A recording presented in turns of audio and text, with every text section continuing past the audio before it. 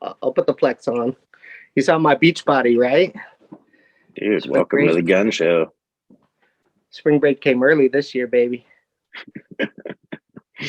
I remember there back in the day, they had spring break in San Diego, and we went down there. And since we were all from San Diego, like we didn't go down there for the party. We went down there like after the party. So like they had all their MTV stuff everywhere, and I think it was, well, I won't say the name, but somebody um, crossed the barrier, jumped up, and stole the MTV square that goes around the microphone.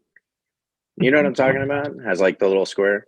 And so Yeah. he stole that, and then he was in a punk rock band at the time. And so for like the next like 10 shows that they played, they had the MTV square on their microphone. So it was pretty good. Pretty good, pretty punk rock. Definitely. They make those things high quality because the camera's up on them and stuff. Yeah, if you come across like movie sets and stuff, they're like better than real life because they got to be HD, and at least nowadays, right? Like I was Yeah, talking to some buddies. these were back in the days of like Polly Shore, so maybe not the best quality. No But it offense had to to Polly have that. Shore. It was probably, yeah, made by somebody who knew what they were doing. Yeah. Yeah.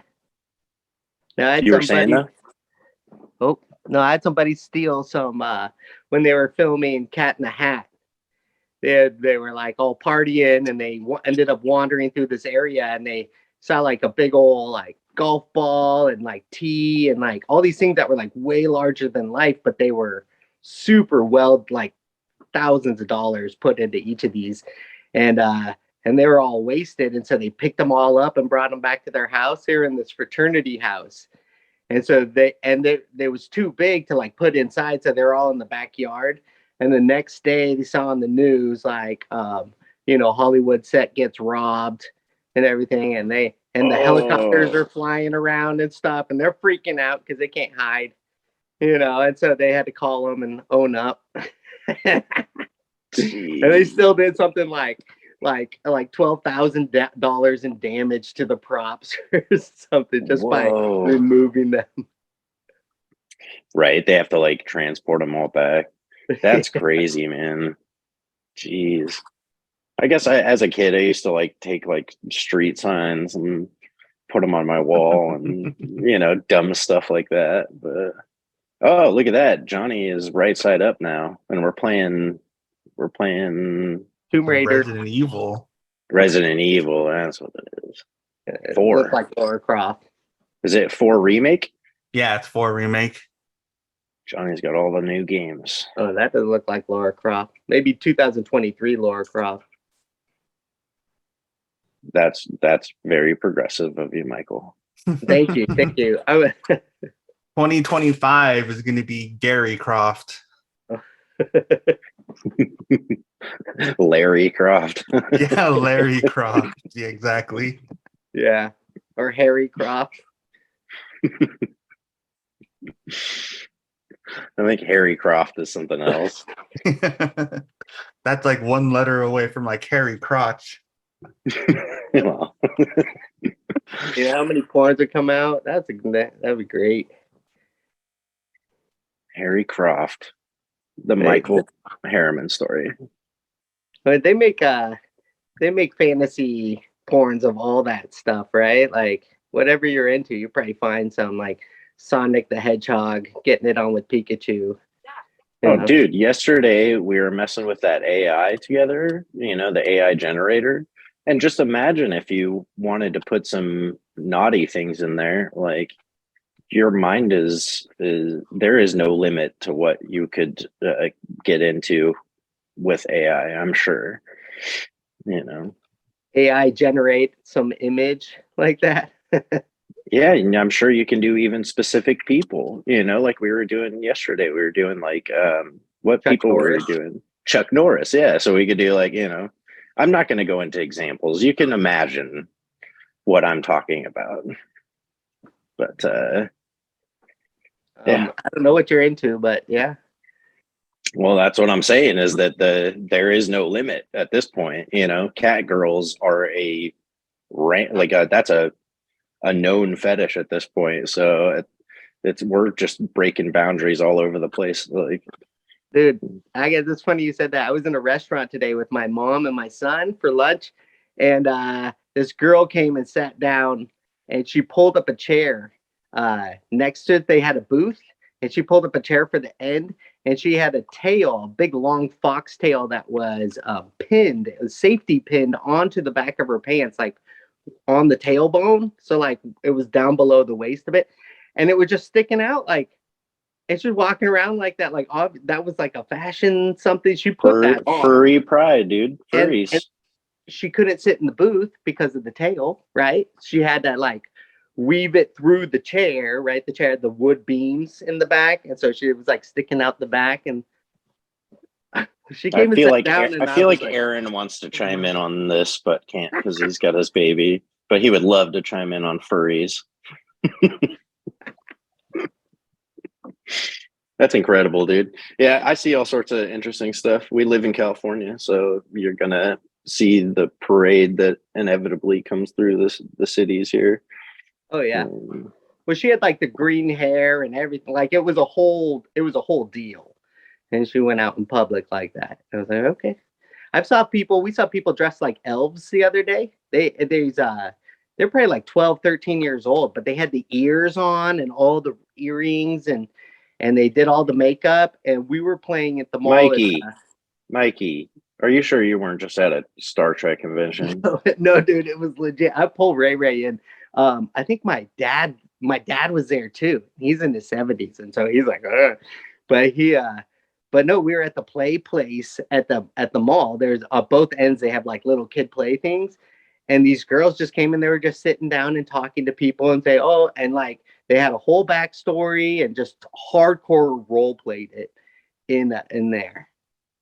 Yeah, it was. If Wow. they were a little older, it would have been a lot weirder. But luckily, I don't know, they're in those formative years.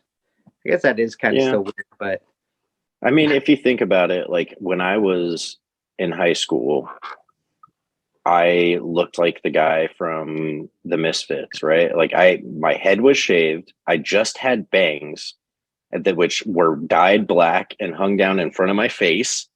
And then I had eyebrow piercing, lip piercing, my ears pierced. Like I didn't go with the tattoos because I always thought like I'd like to make sure that whatever I put on me is something that's not permanent. But I could imagine if I grew up in these times, I would be the face tattoo guy, the blue hair guy. Like I used to have a thing for girls with purple hair because I grew up in the Marvel age in the 90s in Psylocke. That was my girl. So, having crushes on anime girls, that's all about my generation. And nowadays, seeing a girl with purple hair is pretty commonplace, especially if you're in LA. You see all the colors of the rainbow. Mm-hmm. yeah, I guess Guys it's not too, that not different. just girls. Oh yeah. Oh, too bad Sean's not here. I think he has a purple mohawk right now. Yeah, but I get what you're saying, Jeff, there about just kind of being a sign of the times, and maybe I'm the one getting older, or we're the one getting looking at them and being like, "What?" I cannot relate to that, but that's probably what the punk rock days were and the hairband days were and stuff for their kids. Oh, totally. I used to wear those like studded belts, the ones with like, I don't even know what you would call those, but like the metal studs all over them, right? And I would, be sagging and I would sit on my grandma's chairs at her nice dinner table. And like, I would like slide back and inevitably like carve into the chairs because I was wearing this like ridiculous belt. And yeah, man, that was punk rock. That I was trying to say something back then. So I think that's just what it is. People trying to get attention, people trying to say something. That's what all of it is, right? Yeah. Do you ever wear the collar? Spike collar? Never did the collar. Never did. I had a mohawk for like a day just for fun. I think everybody does that.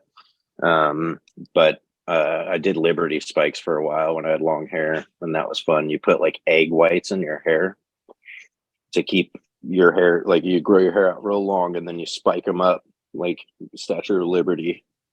What's all the up like Static this. X? The Static X thing.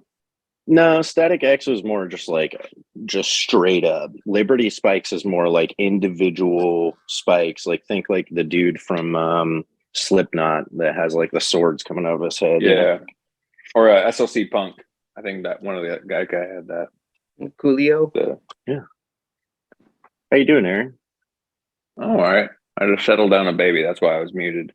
But listening to what y'all were talking about, muted and not able to unmute was hard for me. I said so. I knew you wanted to chime in on our furry discussion. Mm-hmm. Well, How's the kiddo? He's better now, I guess. I think he was just a little on edge. Yeah, we all are. We're all sick of this rain. He's an empath, you know. oh But he's yeah. doing good. What is that? Is that a superhero power? Empathy, for sure. Yeah, I think that's a good one. I mean, it's a good baseline power to have. It's rare. It's rare nowadays. So yeah, it is a superpower. It's better than the laser eyes from the boys. That little baby. Mm-hmm. Yeah, empathy would be closely related to heart, probably the one that can talk to animals from Captain Planet. Captain Planet. Well, I guess Professor X kind of, because he had to read minds. So he that's what empathy is like putting yourself in someone else's shoes, kind of thing. That's pretty sweet because So the heart guy had a pet monkey, right? So it's possible that your child will have a pet monkey one day. That's true. That'd be interesting. I wonder if it's probably not legal in California. I forgot what states it is legal to have a pet monkey. It may not be illegal to buy a monkey in California, but you could probably bring one across the border. Really? Just get a license that says that he won an Emmy or something, and then it's a star, and you're housing the celebrity chimp. It's my what's it called? My disability monkey. I can take him around Target with me. Yeah. Give him a little red hat and call him Apu or whatever. Mm-hmm. You like secondhand smoke, so he smokes cigarettes around you. It's probably calm down. You can't really smoke, so you make him smoke. Oh, they must have you have to have a permit to have a monkey. Yeah, the permit is probably. Aaron's always in charge of the live research on the podcast. You can't talk. Yeah, you can't talk out of school. Yeah, letting shit slide is very 2005. Fact checker and before. Oh, I was talking about this the other day, man. Back in 90s, 80s, like even the early 2000s, how much people were just like saying things, and there was no kind of not checking of it, but like everybody just said things, and people kind of just believed that what they were saying was true. And nowadays, with the internet and cell phones, it's kind of like you can fact check really quick. Especially with sports. Sports is like that too. People just talking bullshit. But I see it a lot more with older people, like Gen X and above. Well, they're from their time. They just said things, and it took them, a couple hours to look things up. They'd have to go to a library, talk to a teacher.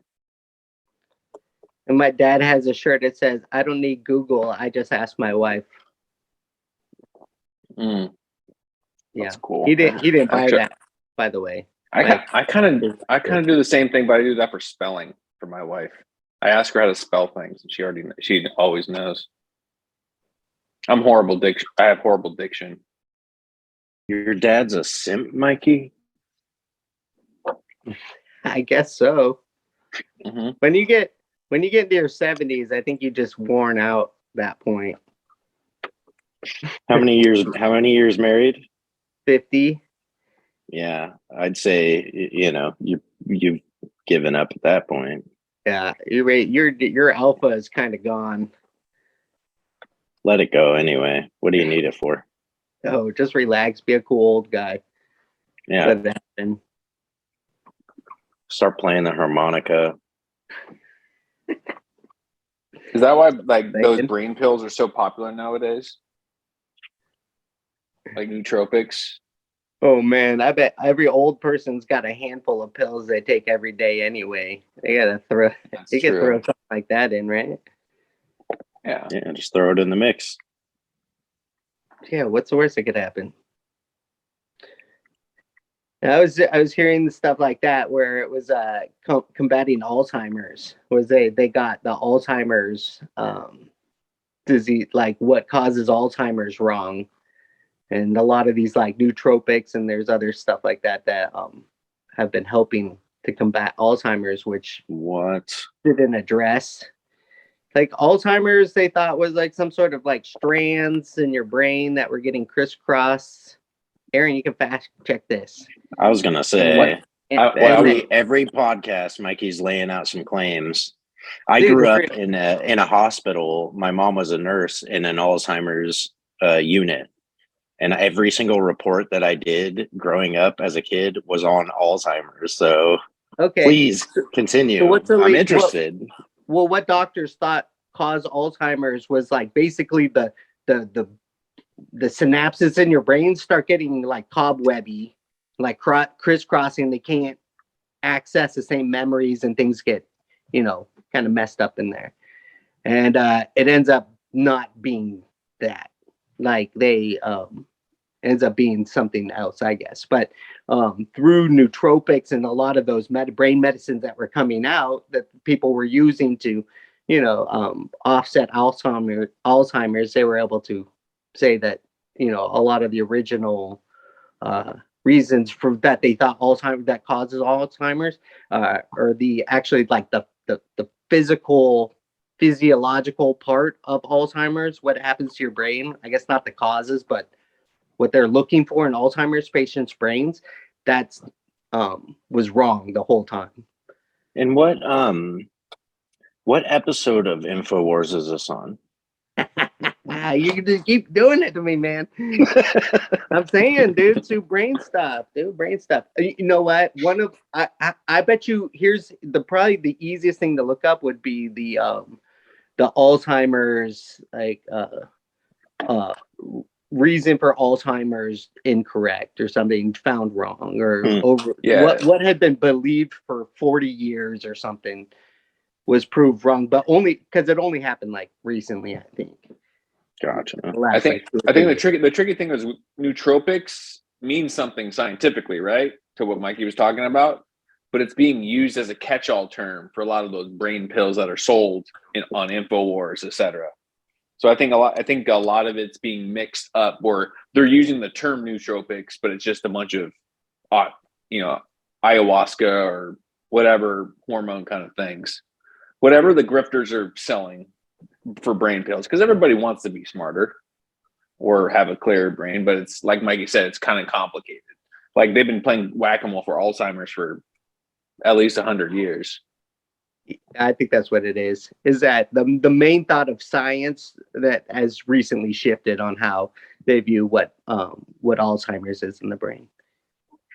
Yeah, I mean, super interesting. And going back to what we were talking about last week or the week before about seeding the clouds and all that stuff, I looked up, because I was just looking for news articles on YouTube. I searched California rain, and the first thing that came up was like a NBC news thing about like all the rains in California, which is what I was looking for. But funny enough, like right under it was like, I don't know, some video about like the scientific explanation on seeding clouds and how people are seeding clouds now for rain. And so I just thought it was funny. I took a screenshot and sent it to Mikey because I thought it was great. Well, I looked some of that stuff up too because I was interested in it because I heard about the China thing, but I don't know how much of that was red baiting or not. But I looked it up. A lot of it's like it's being used, but a lot of the thrust of it is still in the discovery phase or in the research phase. They haven't done it on a huge scale yet. Like doing it over a city for the Olympics is one thing, but doing it, Snowpiercer style is a different story. So I think a lot of it is in that. But for like the California thing, I read it was just the money. The money was set aside. I saw like 2 articles or something like that, but they are doing it.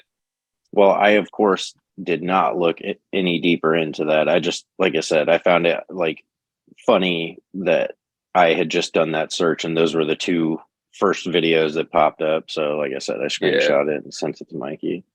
It's legit. I was also seeing that like all the Lake Shasta and there's that other Nevada lake, I forgot. We're starting to fill up, but they were notorious because of recent droughts, all those bodies being found. What's that other one in Nevada? That Lake Mead, I think, and Lake Shasta, and because the water levels keep going down, and those lakes have really deep parts, like hundreds of feet. But if they didn't know the water was going to go down like 90 feet or something, so they're just throwing bodies wherever, and so a lot of those mobster, disappearance guys, right, showing up in these lakes as the water receded. And now, if you want to, here's my next theory, right, is they got to fill those lakes back up. Too many bodies. They're going to find Jimmy Hoffa. They're going to find, start finding people Elvis's body in there. Actually, Jimmy Hoffa was on the East Coast, not the West Coast. Well, I'm just saying bodies. As far as you know. As far as I know, yeah. Allegedly that he's in Met Stadium. Or was it Shea Stadium? Yeah, Shea Stadium. I think that's where they put Jimmy Hoffa. Well, Michael Jackson's definitely not in there because he's still alive. Mm-hmm. In Puerto Rico with Tupac. And Elvis. Mm-hmm. Oh, no, they're in Cuba. That's where they are. Kurt Cobain. They all just jam together every once in a while. I'm a Kurt Cobain truther. I'm a Kurt Cobain truther, but it's more of a Courtney Love truther. Well, what's the truth? That he was pushed to kill himself? No, that she did it. But trust me, dude. It's kind of a tongue-in-cheek one, but still. Trust me, in a messed up relationship, it doesn't take very much for the other person to help the other person pull the trigger. It doesn't need to be the other person. Like mentally, you could pull that trigger. That's what I think. But I'm still with you. That's always true. And also, it's a slow. I do it, like I said, doing it tongue-in-cheek, but also it's a slow roll. You're right with that kind of environment, especially when drugs are involved. Yeah. I mean, one person could drive you insane. Like you were saying, when you were driving with Mikey, like you guys were like clashing, and then it's like you spend too much time with one person. What, Mikey? You remember that? When coming from Chicago? Yeah. I don't remember fighting. I'll tell you what I remember. But it was long ass car rides. It gets fucking stir crazy after 10 hours on the road in one time. Yeah, we were just sitting there in the big truck. Remember the Hells Angels at the and Nathan was like trying to talk, like, I love your tattoos or something. It was raining and we had to stop in the middle of like Colorado at this random hotel because we were getting crazy rained out, and there's all these Hells Angels that were doing the same thing. We had like this 4-year-old kid talking to them. It was crazy. Yeah, was that like the Motel 6 in the middle of the desert? In the middle of nowhere. But what I remember was Vegas, and then being like so hungover and trying to drive that like 35-foot moving truck. And we got like 2 hours away, and I was not feeling good. And they called us up and said that, remember, we gave them the wrong credit card, or they gave us the wrong credit card. And we had already driven 2 hours down, and I was like, well, whatever. And they're like, no, you have to turn around and bring that credit card back. And yeah. Okay, now I remember. We met up with Jeff Christina there, or I did. I forgot if it was just me or if it was both of us. I think so. I think you went out, and then I went out to I had a wild night. Yeah, Yeah, you did. I don't remember that. yeah. I don't. No, I I don't mean, know that I got well. lit. That was the only time I played blackjack blackout drunk. I've never That's done that dangerous. before.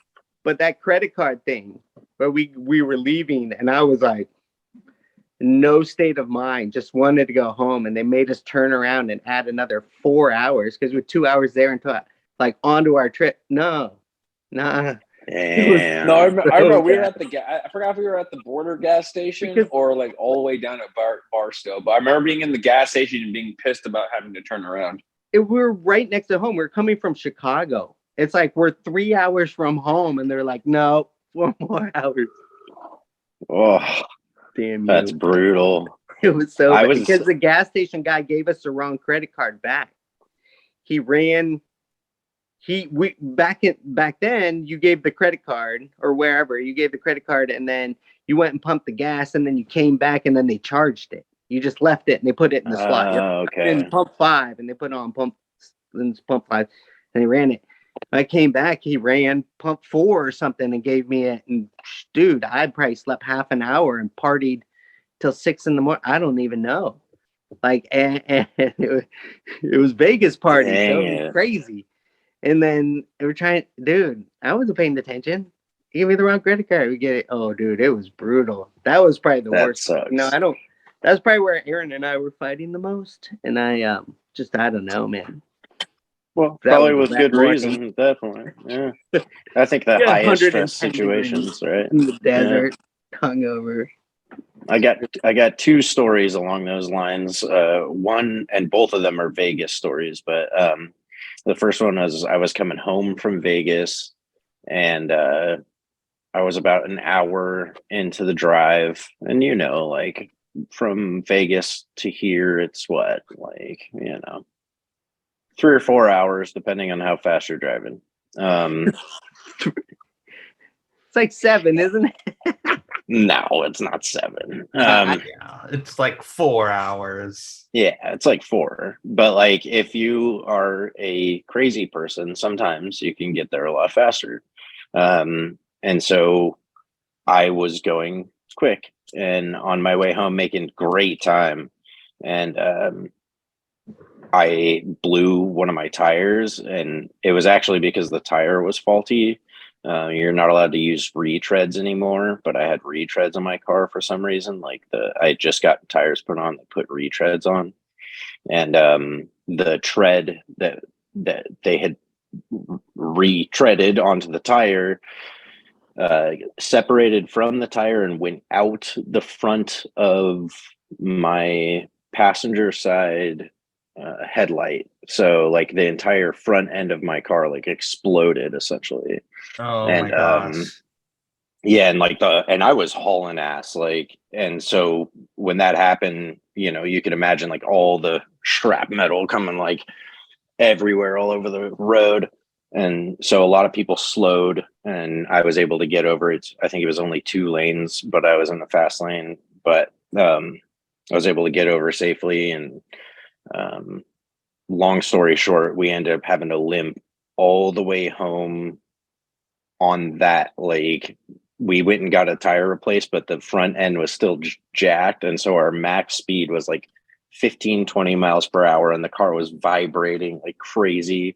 And we limped all the way home. The rest of the way, a 1.5 hour long trip took, I think, 7 hours. It was super painful.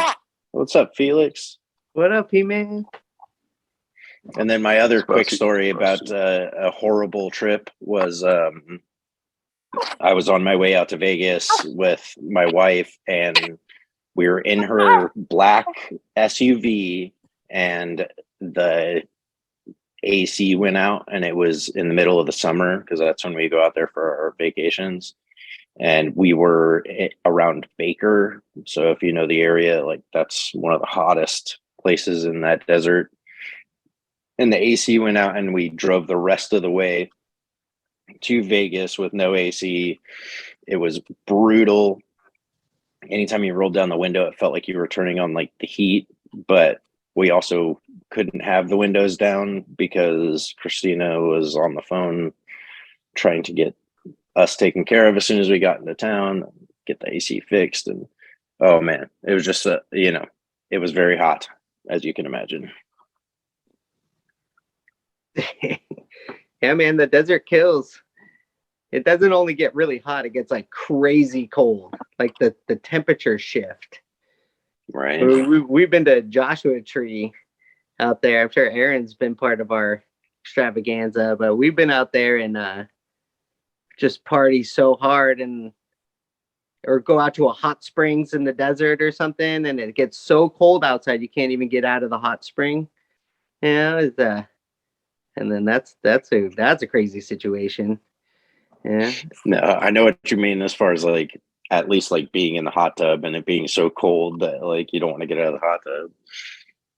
There's this one we used to hike to, and it was like miles in. And so when you finally get there, and it's all, you get there, and the first thing you want to do is get in the hot spring. So you get in the hot spring and you chill, and it gets dark, and then you don't want to get out and set up camp, right? Because after the long hike, and then you're in trouble. You're trying to like light a fire, and you're shaking, and like it's the altitude. I don't know. We have a lot of high desert around here, so the altitude makes it harder to make fires because of the oxygen levels low. And man, we end up, you figure it out after a while. But like Joshua Tree, we would go to these music festivals, and the temperature swing. You think the mountain is just right there. You take a little acid and you start walking, and you lose, it's over for you, man. So you really, you got to rein it in. You're on a journey. Yeah, you're on a journey, man. But no, the exposure and the temperature shifts, it does get really hot. But if you end up being like, oh, well, I'll just wait it out overnight or something, it's going to freeze. Right. Oof. Yeah, I would imagine, especially when there's like big parties out there and stuff, there's a lot of complications.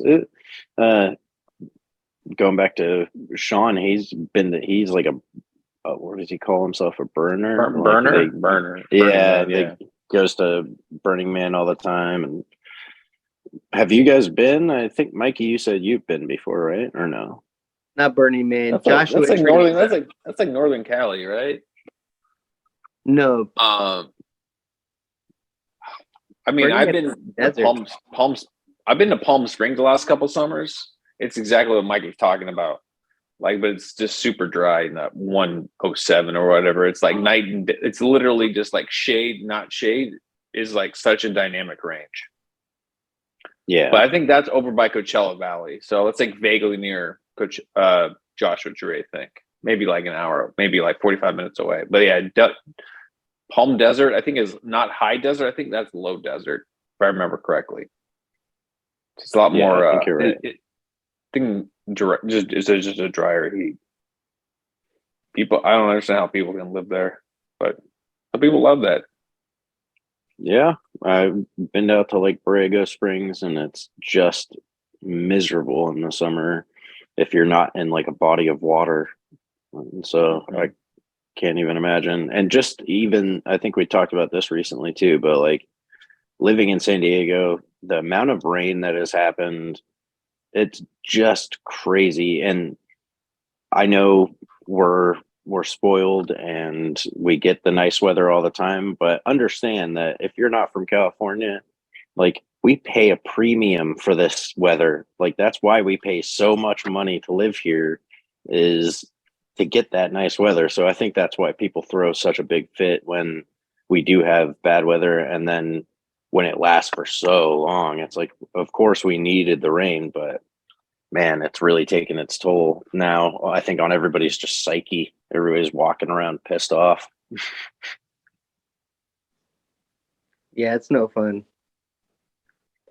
But lots of colds and stuff like that going around too. And then every time it stops raining, like it'll stop raining for like 3 or 4 days, and it's just pollen. It's like everything springs to life, and then you're miserable in another way. It's beautiful, but yeah, I get what you mean. If you have allergies, you're like, oh God. Yeah. I get that. I get that same way. I went to North Carolina for the first time a couple years back, and I saw pollen for the first time with all the yellow stuff on the ground. And I was just freaked out. I thought it was something odd. that I was seeing, but they're like, oh yeah, that happens every year. And you know, the humidity and the whole, you know, hot outside but thunderstorms, that kind of thing. Or the what's the cicadas? Is that what the noise is? Right? Yeah. Yeah. Yeah, that stuff.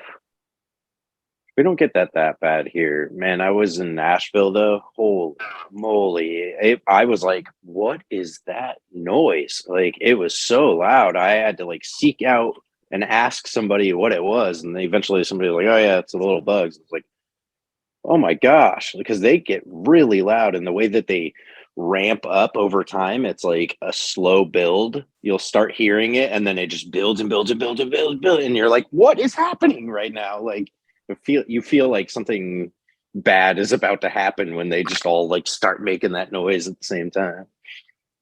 Right. To me, it sounds like electricity, like an open arcing electricity in a way. Yeah. Downtown San Diego, and you've got like the power line over your head, and you hear that noise get louder and louder as you're walking towards it. That's exactly what it sounds like. Yeah, so they're like seasonal, and then they're also like sometimes they have like the annual cicada, and then they have some that are dormant for multiple years. So some years are louder than others, like every 3, 7, or 12, or you know, they'll have certain cicadas will come out at that time. And they'll be extra.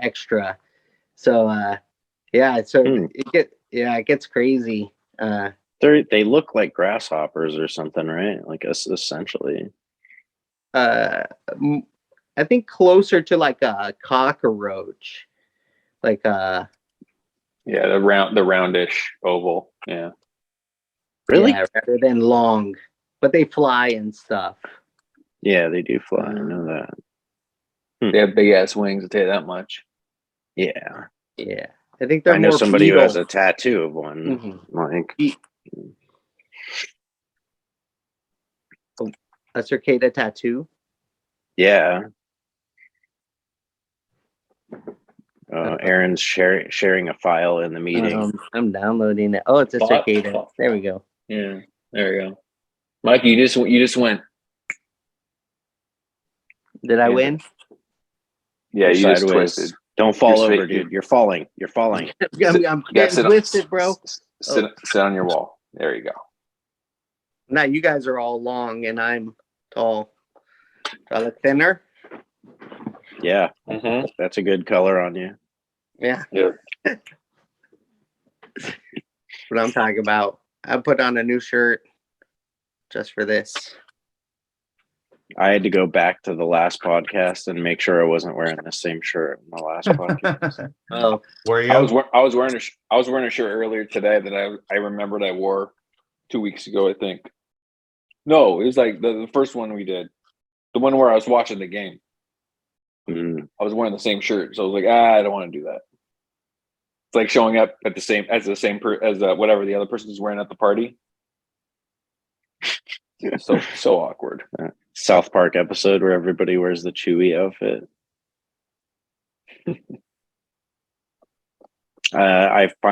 Speaking of Chewie, I finally caught up a little bit on The Mandalorian. I'm still one episode behind, so I'm in episode 3.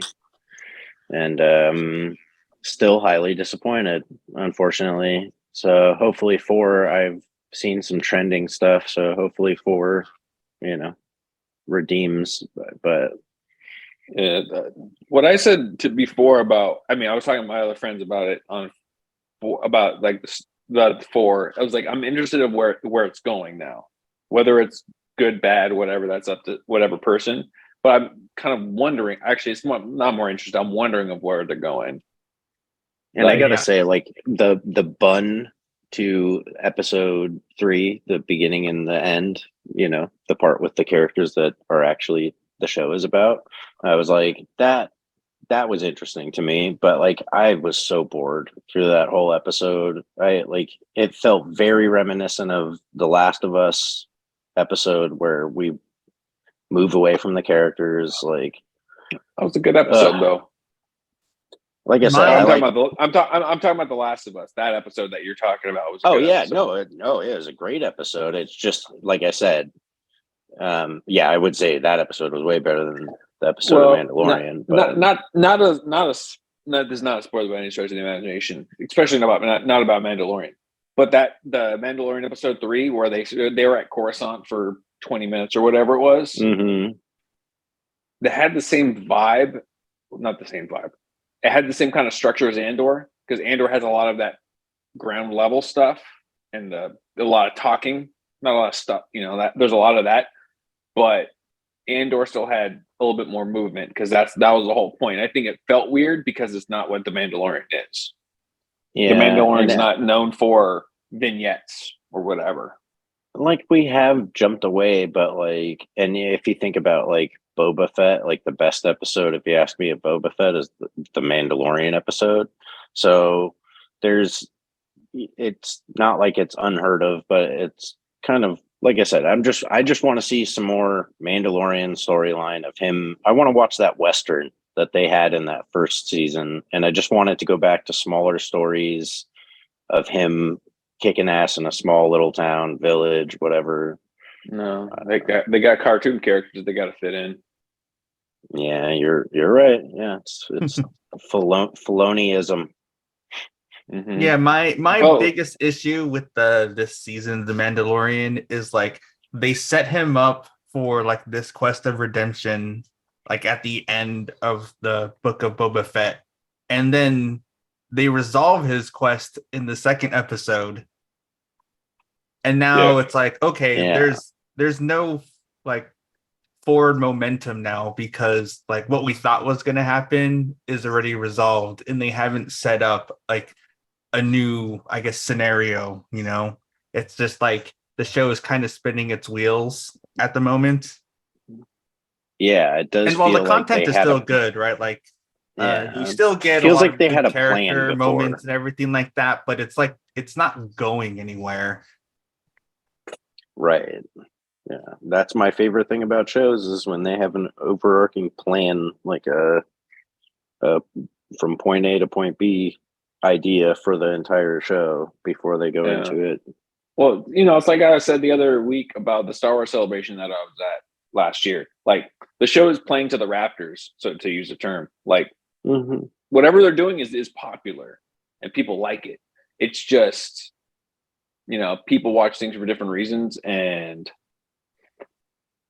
I don't know. It's kind of it's tough to talk about while you're when it's in the middle of it, because like you have to like have a little bit of trust, but in the fog of war, so to speak, it doesn't feel that quality level is not there. Especially, and I know Jeff, you haven't watched it, but like it feels weirder after watching Andor. Like watching that episode, I was like, oh, that feels like Andor. And then you start missing that and you realize why you liked it and why you don't like it, because everybody likes Star Wars for different reasons, right? That was what The Last Jedi was about. The whole Last Jedi internet discourse thing was how people own Star Wars in their own specific ways and how emotional they were about it. I think that's what it is, because Dave Filoni is a way different Star Wars fan than probably us, than probably the average kid, the average Gen X guy, my older brother who was a kid when Star Wars came out, Filoni who's worked in the middle of Star Wars, there's whole different types of fandoms. But the masses like this is the way, Mandalore stuff. Yeah, no, and I'm guilty of liking a kind of the stereotypical part of Star Wars. I like the Jedis and the swords and the force powers and all that stuff, but I also think that it's tough to continue to tell stories about space magicians without making them so overpowered that it becomes ridiculous. So it's a sugar high. So like anecdotally, like I don't remember too many specifics about the Mandalorian last season or the book of, I'll use a different one, Book of Boba Fett. Like I don't remember too many episodes of what happened, but I can tell you, some other random show that I watched, The Wire or Deadwood or Andor or whatever. I can remember specific things. Oh, this is coming up. But if I Right. sat down and rewatched the Book of Boba Fett right now, would have no memory of what happened before. Yeah, you It's like saw the that dude from Netflix- the Wire passed away. Yeah, it sucked. He was young. Yeah, he was also a voice in Destiny too, Mm-hmm. or He was also, New John I should say. Lance Riddick. I think that's his name. Reddick, yeah. Yep. I always liked that guy. He was always a solid actor. Yeah. Anyone Speaking watching of Picard? Lance Riddick, is anyone gonna go watch John Wick 4? I'm going to eventually. I was like, get some time away, but yeah, it's a long movie. It's like 2 hours and 40 minutes. I'll wait for Good. streaming. I've seen all the other ones, but I binged them like a year ago all together. I never saw them when they came out. I enjoyed them, but I also I'll wait for them. I was going to see Creed 3 in the theaters, but then I found out it's going to come to streaming in like 5 days. Or not streaming, but on iTunes in 5 days. So I'm just going to wait for that. Yeah. Yeah. Just hold out. For John Wick, I don't know. I feel like I want to see it in the theaters, but especially with the newborn, it's anything to change the day-to-day is helpful. Fair. Mikey, you were talking about Picard. It's getting good. Yeah, I don't think anyone's watching it, but I'm watching Picard's sweet. You guys should all watch it when the season's over. Well, how many seasons is it, by the way? This is the last one. This is their third season, I think. But how many episodes per season? Because that's how I decide if I want to 9 or start 10. something from the beginning. Oh, Yeah. Look, I can knock that out. I watched Star Trek 1. It's not worth the it. motion picture. Star First Trek 2 1, the motion seasons of picture. Picard are not worth it. Really? Why is No, that? not at all. I'm genuinely curious. It's because he's a clone, bro.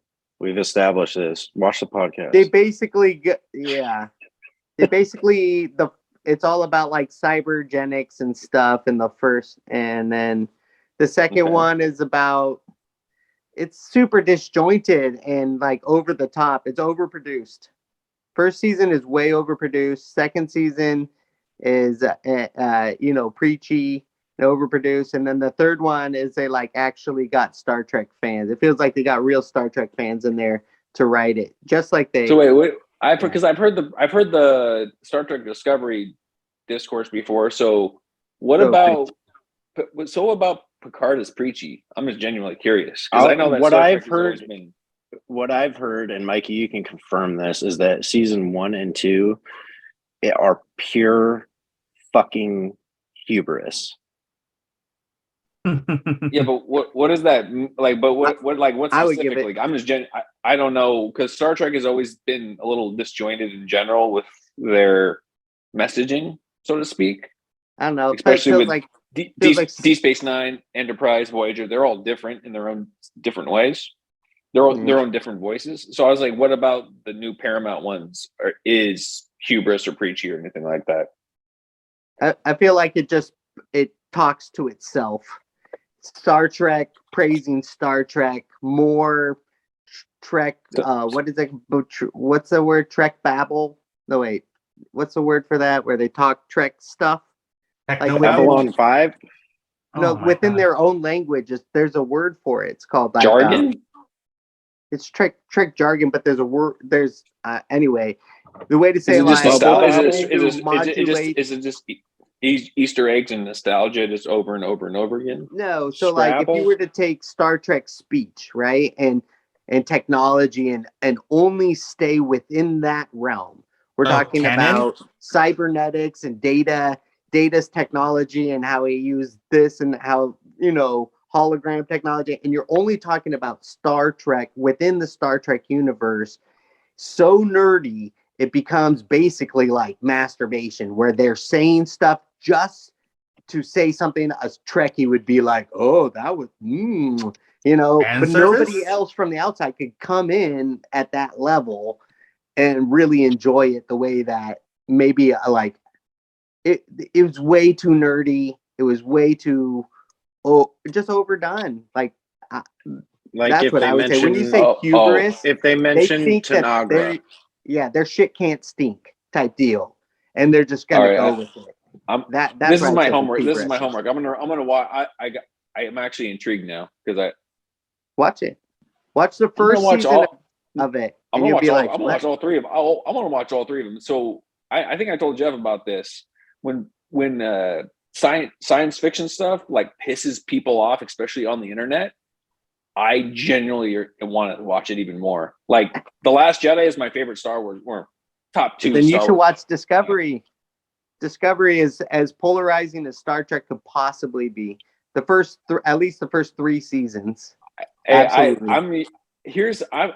This is the bad place. I'm at R Picard on Reddit right now, and let me see here. Season 3 is worth it. As a Season Star two Trek has fan, season two has a bullet list of woke SJW talking points. Hell yeah! See, I want to see that shit because I'm genuinely curious on what it is. I saw a little bit of the Discovery thing, and I didn't want to see it. Bad vibes. Did you watch the Scooby Doo show on HBO? No, that one was the unique. Velma? It pissed off everybody. It pissed off people on the opposite side of me and the people on the other side of me. Like, it pissed off everybody, and it was like just enough where I don't want to see it. Dude, I put it on for Ray because he loves Scooby Doo. I got maybe 2 minutes into it, and she says something like, "This bitch don't lie," or something like that, and I was like, "All right, we're watching something else." Well, it's how do I put this? It's a razor's edge or a fine tightrope walk when people get mad at, like fiction that has like a voice. Yeah, it's not what Like, you expect. I'll tell you. It's not what you expect, but also people are, like I was saying with how people are fans of Star Wars. People transpose their own ideologies and their own feelings into what they're watching. So they want what they're watching to agree with them no matter what. Yeah. So let's be honest here. A lot of the internet nerd stuff is, to use the term, reactionary. So they don't like certain things, and it goes the other way as well. So everybody wants what they see to be either super apolitical, devoid, like Star Wars. Star Wars is pretty apolitical, I would gather. But they just don't want to see stuff that they don't agree with, and they get really mad, especially when it's a Star Trek or Star Wars, The Last Jedi, whatever. Like, they get even angrier. So the first season of Discovery is really, I think, where you would see like the biggest, like, what is going on? Discovery came back. We'd only had the movies. It was the first series to come back after at least a decade or more. And so it was all we had. So everybody jumped on board, and it was extreme in every direction, not even just the woke part. It was really extreme in like there was like a horror aspect to it, where there were like flashbacks and like surgeries and just like open chest and like very, very long drawn out, it was a horror scene, right? A suspenseful horror stuff. And they went in that direction. They go in that, like, it went extreme everywhere. So, and then I don't know, not just the woke. I think the woke stuff stood out because of that's all. But we never had, made up, but that's what you. We never had that's what the person makes of it. But we never had a horror Star Trek. Like, that never existed. And so, like, to put that in because you have so much time while you're making episodes, maybe you have an extra 10 minutes to fill or something. They're gonna have this drawn out, like, dramatic thing that you're just clicking through. Like, nobody does that. You're not supposed to click through in Star Trek. That's not it's not a drama in that sense, So I'd say it went more the drama aspect of it, and then it didn't let up for a while until probably this very last season. All right, I'm gonna watch all three. I'm curious. Well, you're talking about Picard. Picard is 3. I think Discovery is 4 now. Might be 5. I'll just watch Picard. Okay. I'm not too worried. I know people were pissed off about Discovery, but they were pissed off at it for ambiguous reasons. It wasn't because it wasn't a Star Trek. It didn't feel Star Trek. It was set in the Star Trek. That's what they said about The Last Jedi. That's what they said about The Last Jedi, and that was bullshit. The Last Jedi was just as much Star Wars as anything. You can put the setting in there, but the people have to be of that mind, like Yeah. I do know the showrunner for the first 2 seasons of Picard was Alex Kurtzman, right? He's also the same person who did Discovery. And in season 3 of Picard, it's ran by a guy named Terry Matalas, who also wrote a lot of the show as well. So the change in direction to season 3 is probably attributed to different people in charge. And I also heard that Paramount, I think that's the people who are in charge of it. Like they didn't really oversee what he was doing with the show. So he just kind of had carte blanche to do whatever he wanted. And, he was a person who's also been working in Star Trek for like a long time. He was even working on Deep Space Nine as like an on-set assistant or something like that, So he's someone who understands what Star Trek is. That's probably why the season 3 feels so good. Right. So I believe it. You really feel the change in direction, and then also it's the last season of Picard, as from what I know. So they're throwing everything at it, and you feel that too. And I remembered what the word was.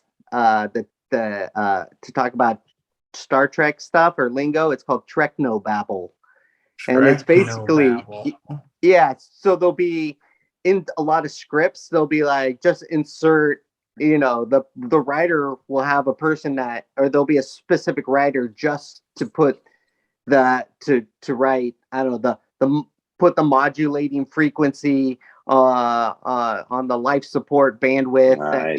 Just string all these things together. But there's an actual him and ha to it. There's real reasons. There is what the DNC conduit. It's a real thing in the Star Trek universe.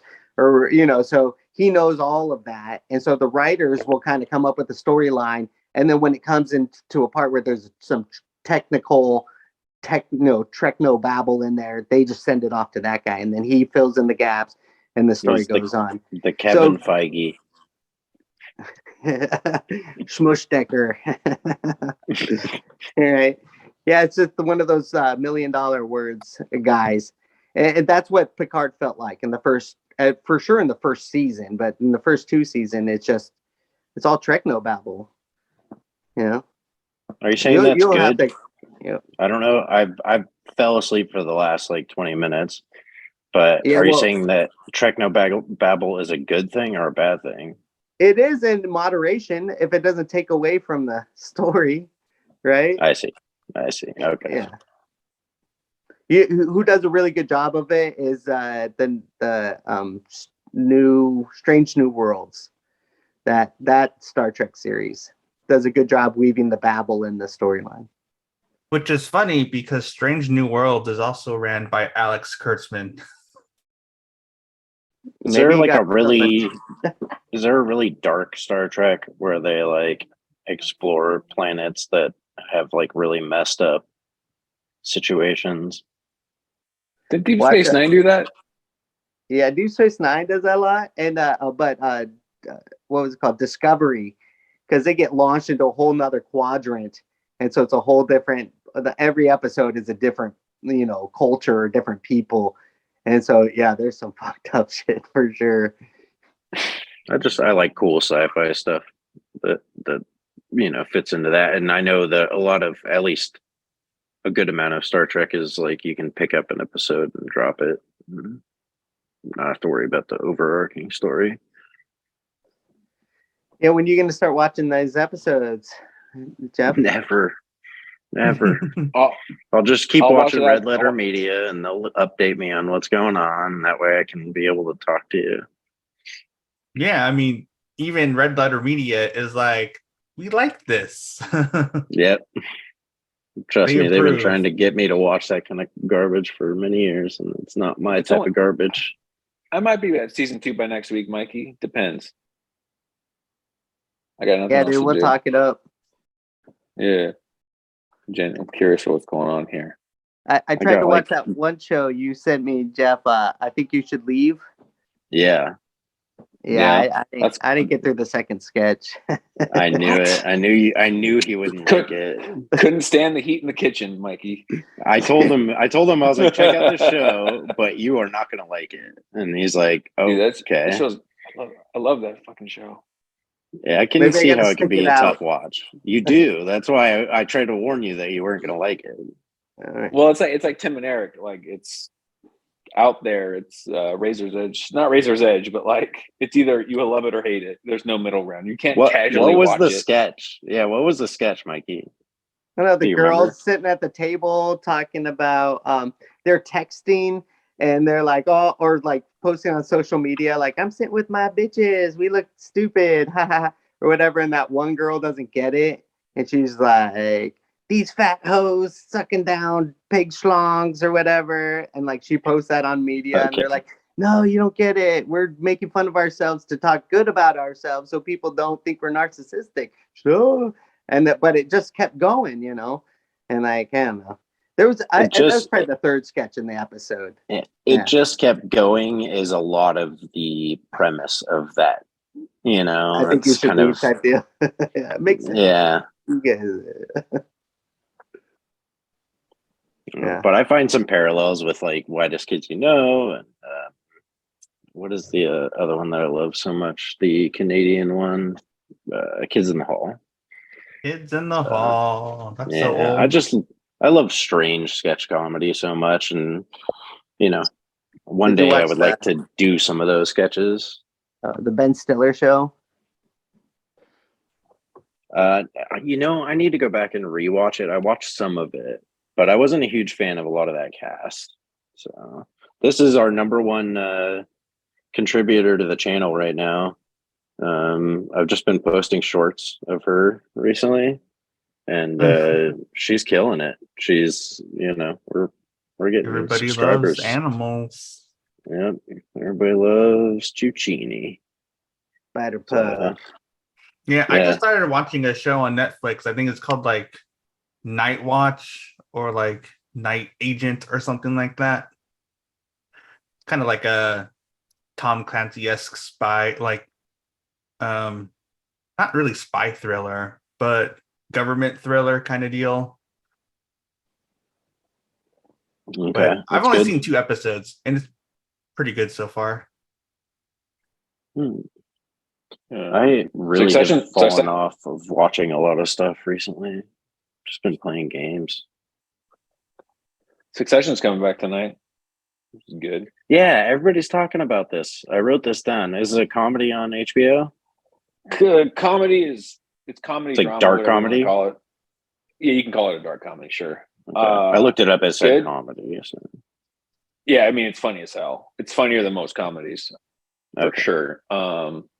It's like it's on its 4th season right now. It's its final season, 4th and final. It's pretty straightforward. It's only 10 episodes a season, but I'm trying to think of what's a good analogy for it. Anyone watch Billions on Showtime? Nope. It's okay. Paul Giamatti about billionaires and whatever. It's kind of like that in the business sense, but it's just like it's the same writer's beat, so it's like very quick. But it's not it's not shot walking and talking. No, it's just a lot of people talking fast and talking, you know, a lot of cursing. It's Brian Cox. And but it's like it's not shot as a comedy and it's not played as a comedy. It's played as a drama. But the writing is very funny. A lot of very creative curse words. Okay. I mean, a lot of Breaking Bad was really funny. I think it's one of those shows you can watch the first 2 or 3 episodes and get the vibe of it really well. Because, like, you know, the old adage with The Wire is you can watch the first couple episodes and be bored with it and just leave it. And a lot of people did that, but then it gets a lot better over time. It starts coming into focus over time. Succession is pretty quick. Yeah. You'll get the vibe of Succession like pretty quick. Okay. I was just about to cancel my HBO, so I'm not sure how much I want to get into it, but I'll give it a look. Maybe it'll keep me subscribed for another little bit. Yeah. Wait, Mikey, you have Paramount, I'm assuming, right? Yep. Plus, yeah. Do you have that? Do you have Showtime with it or no? No. Okay. There's a show on Showtime called Yellow Jackets that's pretty good. Ooh. It's like a Donner Party kind of situation where a soccer team crashes in the mountains in the Northwest. I've seen something just like this that. movie, Alive. That movie, Alive, is that right? No. I think it's called The Ladybugs. It's about a soccer team. What? Yeah, it's Ladybugs. It's a high school soccer. It's called Yellow Jackets. That's what Rodney Dangerfield. Yeah, Rodney Dangerfield's in it. Yeah, Aaron, we've seen this movie. I see what you're doing there. That's good.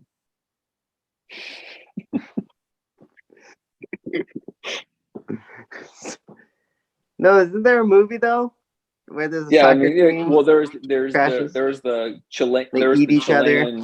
The Chilean soccer players, Chilean rugby players. They crashed in the Andes back in the 70s, and they had the same thing happen to them, where they resorted to cannibalism and all that kind of stuff.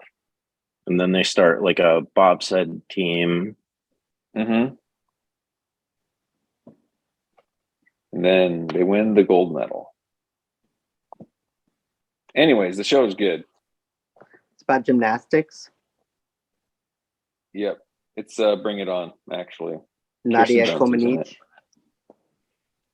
That's a good word, Mikey. You got to start writing down words that just sound funny to say. We went over this the other day. We can document it right now on the podcast. Chikungunya, the virus that you had, that's a good one. That's just fun and funny to say. Chikungunya. Yeah. I had it twice. It's great. Yeah, and then the filter. Yeah, the filter on the water is called the biosand. The biosand filter. There's a bacteria layer on the very top. It's called the Schmushdecker. That's a good one. Yeah. And then what was that person's name you just said? Nadia Comaneci. Comaneci. That's a full-on Comaneci right there. I like that. Comaneci and hard there, bro. Hardcore Comaneci.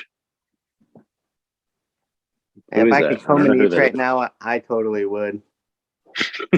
Don't do that on the podcast, dude. Who is that? Who is that person? Is that a person, I assume? Yeah, it's a gymnast. It's that Russian gymnast, the first person to ever score a perfect 10 in the Olympics. Yeah. I don't really pay a whole lot of attention to the Olympics unless something controversial happens. Like from the 70s or maybe early 80s. I think there's a movie about it, probably from the 80s. But she might be from the 70s, yeah. What was the movie about? Nadia Comaneci. Just her journey up to that point. I saw it when I was a kid and super inspired. I remember trying to do like gymnastic moves afterwards, and my body just didn't move like that. Yeah, that was always the thing to do as a kid, is like I would go to the movies and then go straight home to play that movie with my friends, right? Like, so I'd see like whatever movie, kung fu movie, and then it was straight home to be that character and play that. And that's why I was saying it's interesting that we have things like, kids playing Cocaine Bear in the schools these days. Mikey, you have a heartwarming story. No, okay. We'll tell that story. Oh, tell me. What story? I mean, I don't know if Ray is around right now, but he's not. You told a nice little story about a call that you received from the school the other day, and I was hoping that maybe you'd share it with us. I was gonna tell the beginning part, but I'll just tell it. So like I thought it was I don't know. I was at school. Ray, my son, he's 7. He goes to religious education, and I get a call at like 8:30 at night after he goes to school. His class gets out at like 7:10 or whatever. And so we're home and we're in bed and stuff. And I get a call from the church, It shows up on my caller ID, like, and I'm like 8:30. I'm like, what's going on? Like, oh my gosh, I thought, maybe I had done something to get in trouble or whatever. So I pick it up and I'm like, hello, and they're like, is this Michael Harriman? I was like, yes. And they're like, Ray's dad. I was like, yeah. And they're like, we have to talk to you about something that happened in school in Ray's class. And I said, oh yeah. And they're like, yeah. So we were playing Simon Says, and it was Ray's turn, and he said, Simon Says, say the F word. I thought, dude, my exact reaction. I thought it was so funny. I was like, such a troll, he was dude. trolling people at Jesus school. Like, you kidding me? Like, high five, man. But like, he's, I got to be the cool, I got to be the dad. I'd be like, oh, really? And I think she might have been able to tell that I was holding it back. I was like, okay, I will address that. We'll definitely take care of that, whatever. And then she said, oh, and there's no class next week or something like that. And then very awkward ending to the conversation. Like, I think she was do you hoping feel I like you were in trouble? We're gonna it was gonna be like the Christmas Story where I'm beating him on the phone, like, you said what? You got oh man, no, none of that. They get off the phone. I talked to Ray, and he's very easy to teach. Like, he immediately knows he's in trouble, gets super sad, promises he won't do it again, and we get through it. But I just thought it was the funniest thing that who would pull that. And then I told my mom, and my mom's freaking out. Like, she has that reaction. She's like, what? Like, where's he learning that from? Is he getting that from YouTube? Is he learning at school? Whatever. I was like, probably everywhere. What do you think? Yeah. Like, if you're around other kids, you're just, yeah. We all know as kids the weird friends that we acquired in elementary school and their influence and the things they'd say. And I think, like you said, it's heartwarming because it's the least, he didn't actually do anything wrong necessarily. He just tested his limits, and I like that. He's just testing his boundaries. But I also like that when they called you that, the way that you tell the story is almost like you were in trouble, yeah, they could care less really about Ray. They are calling you to talk to you about it. Yeah, I think that's funny, dude. Well, 8:30 at night, it's pretty late, I guess. And then they thought that was important enough that I needed to discipline my kid for that. I was like, that should have just been one and done in the classroom. What are you doing calling me for? Yeah, you're a teacher. Teach a lesson. Yeah, I'm telling you, this is a great story. Thanks for letting me know. I mean, also of the range of bad things that a kid can say during church school, the F word, that phrase, is pretty, in my opinion, obviously not a teacher, but that's pretty low on the worst things that they can say. If he said the F word, any number of the F words, there's plenty of them. If he said them, that'd be a totally different story. That was my exact reaction when he told me the story the first time, Aaron. I said the exact same thing. It could be innocuous. For example, I'm not saying this is what happened, but for example, a good way is, let's say, for example, you said the F word in front of him. You just dropped the F bomb, whatever. It happens. And you said, Ray, don't say the F word. Don't say, you said the phrase the F word is actually a good thing that he said, and not a bad thing. Because right. Yeah, it's like using God's name in vain. It's don't say, oh my God. You say oh my gosh, oh my, you say darn it instead of damn it. There's certain ways around it, right? My dad said Jiminy Christmas instead of JC. Yeah. Which is, whatever, but I find it pretty funny. Yeah, there's always ways to not say the word, even though it's usually I say the word, but in work situations, I don't. But otherwise. But yeah, I mean, it is weird that they called you at 8:30. If it's something they brought up during a parent teacher conference or whatever, that'd be a different story. That'd be Right. whatever. And That'd be like him drawing a weird thing during playtime or something like that or whatever. But I don't know. I mean, it's religious school, so they're not exactly progressive with the language. I just thought it was hilarious. I thought it was just a good story, and definitely what you said. There were probably memos about it and stuff. And like I picked them up from school, and the way they pick them up too is they open the door to your car. Like you come in line, they identify you because we're all driving in. Nobody can pick up their kid on foot. And we're all in this line, and then they identify the driver, make sure it's a parent's care, whatever. They open the door, and then the kid gets in. So the teacher actually had personal contact with me before that moment, and then decided to call me later in the night. So yeah, there was a conference. There was a conference about it. Yeah, something else happened. There was the plan to how to talk to you about it because they don't know. They maybe they're like in the back. They're like, oh, what is he saying around him? That kind of thing. Yeah. That's why it's a good thing. Yeah, it's a good thing that good thing I don't get calls from teachers because of who I am. Because I would be like, you said fetus again? Or, I would definitely play with them. And then I'd be like, thank you so much for letting me know. Hail Satan. And then hang up the phone. I just can't.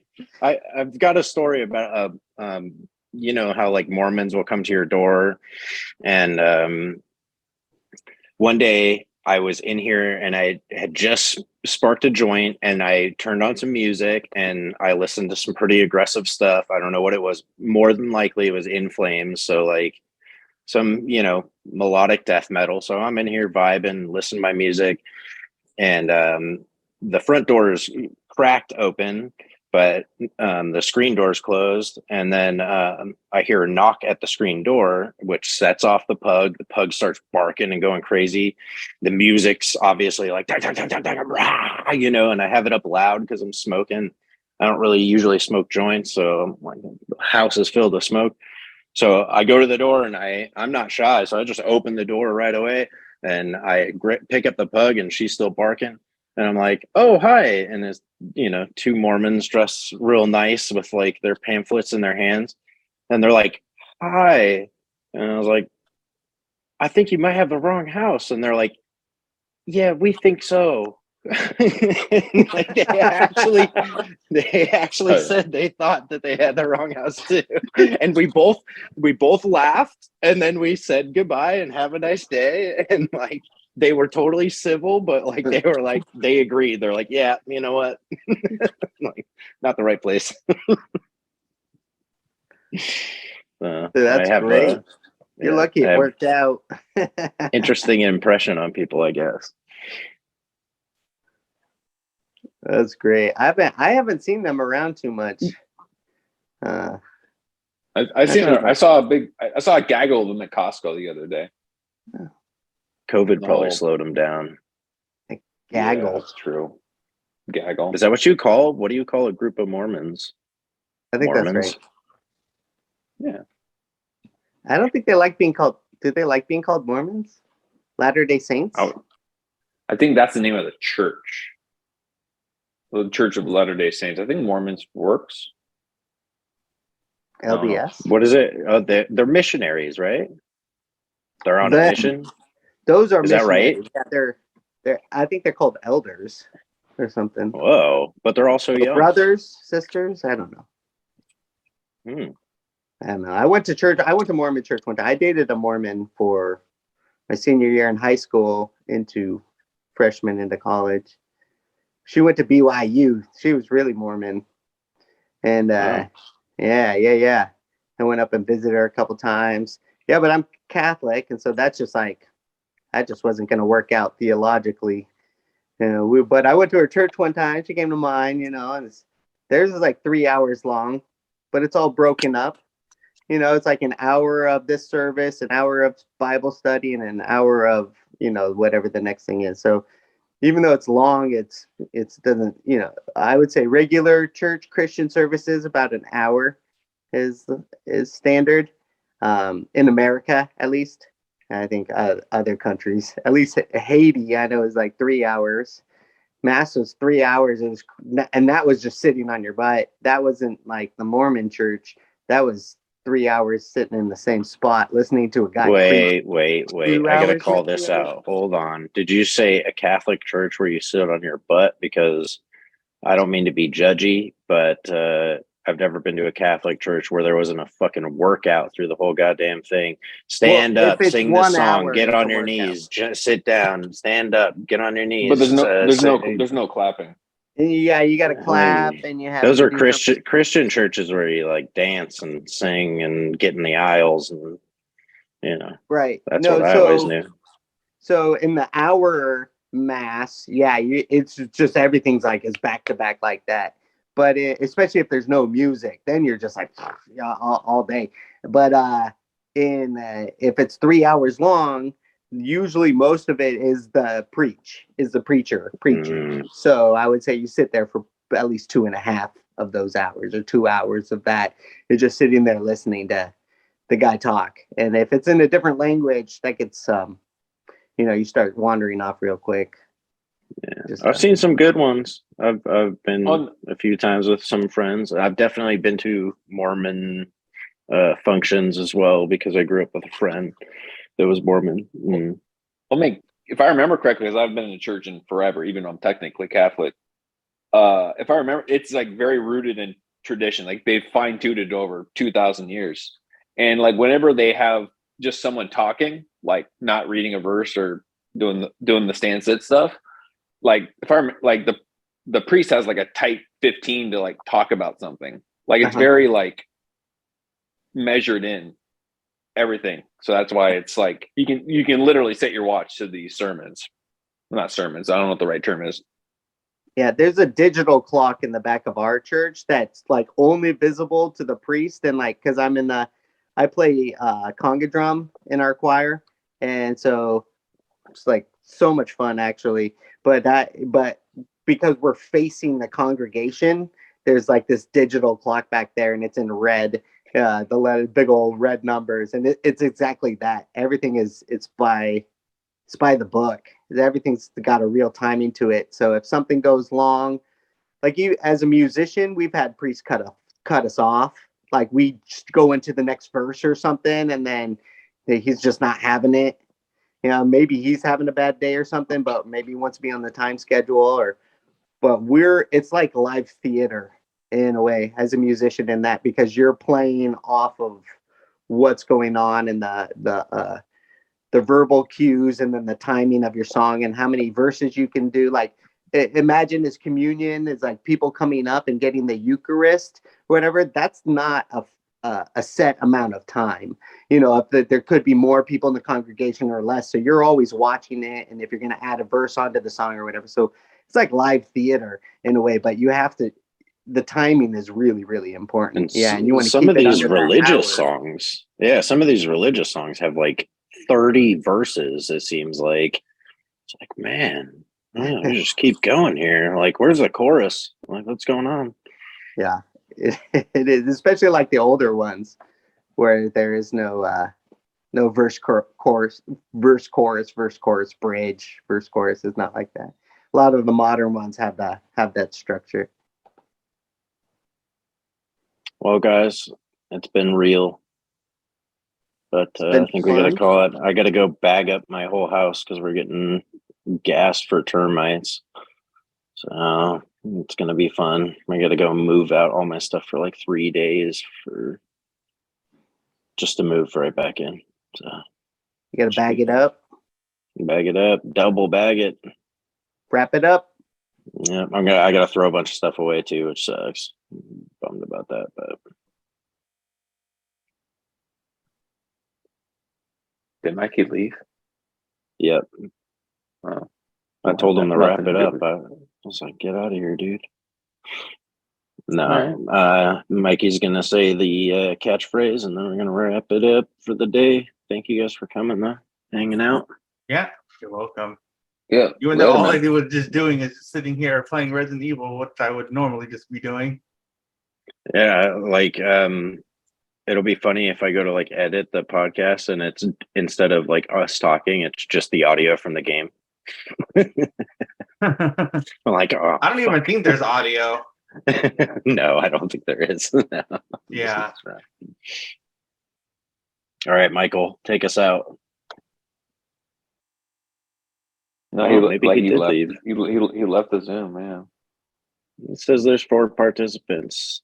Oh, it says Lando's here. He's just been hanging out. We'll have to have him on the next episode. Yeah. But all right, well then I'll say the thing. Unless, do you remember it? Actually, Aaron, you say it because I know you remember it so well. Go ahead. I don't remember. Take it away, Aaron. I don't remember it. Oh, stop playing it. Come on, Aaron, say it. No, I really don't. Red. You're talking to the wrong guy. Take a guess at it. You want me to give you the first half and see if you can pick up on the second half? Sure, why not? All right, let's go with oh geez, I see now I'm forgetting it and you put me on the spot. All right, if we don't leave. No, it's not if we don't leave. We gotta leave. Wait, is it in the Discord? I can probably look it up that way. No, I don't think it is. We should probably put it in the Discord so we remember.